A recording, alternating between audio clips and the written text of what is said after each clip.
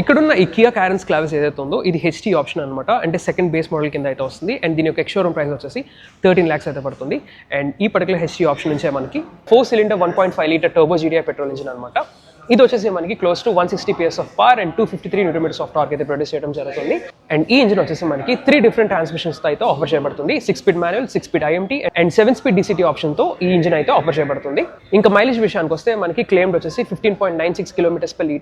So cities లో real world మీరు 10 to 11 km/L వరకు అయితే ఎక్స్పెక్ట్ చేయొచ్చు. అండ్ ఇలాంటి 7-seater కార్ కి it's an ideal engine option అని చెప్తాను, ఈ 1.5 liter టర్బో పెట్రోల్ ఇంజిన్. ఇంకా ఫీచర్స్ విషయానికి వస్తే ఈ హెచ్టీ ఆప్షన్ లో మనకి హాలోజన్ ప్రొజెక్టర్ హెడ్ ల్యాంప్స్, అదే విధంగా హాలోజన్ ఫాగ్ ల్యాంప్స్, ఇంకా సైడ్స్ కి వచ్చేస్తే ఇక్కడ మనకి 16-inch స్టైల్ వీల్స్ అయితే వస్తున్నాయి. అండ్ ఇవి చూడడానికి ప్రాపర్ ఎలాయ్స్ లో అయితే ఉన్నాయి, బట్ ఇవి వచ్చేసి వీల్ క్యాప్స్ అనమాట.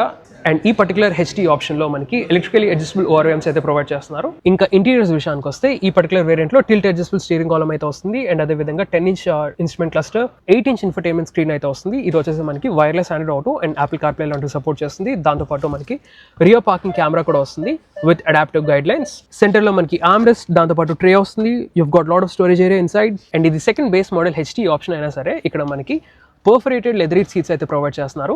ఇంకా సెకండ్ రో క్యాబిన్ విషయానికి వస్తే ఈ సీట్స్ ఏవైతే ఉన్నాయో ఇవి మనకి రిక్లైన్ అవుతాయి అండ్ అదే విధంగా ఫ్రంట్ కి బ్యాక్ కి కూడా స్లైడ్ అవుతూ ఉంటాయి. ఇంకా ఫీచర్స్ విషయానికి వస్తే మనకి హైడ్రేజబుల్ హెడ్ రెస్ట్ అయితే ప్రొవైడ్ చేస్తున్నారు ఫర్ ద 2 passengers. సెంటర్ లో మనకి ఆర్మ్ రెస్ట్ అయితే వస్తుంది.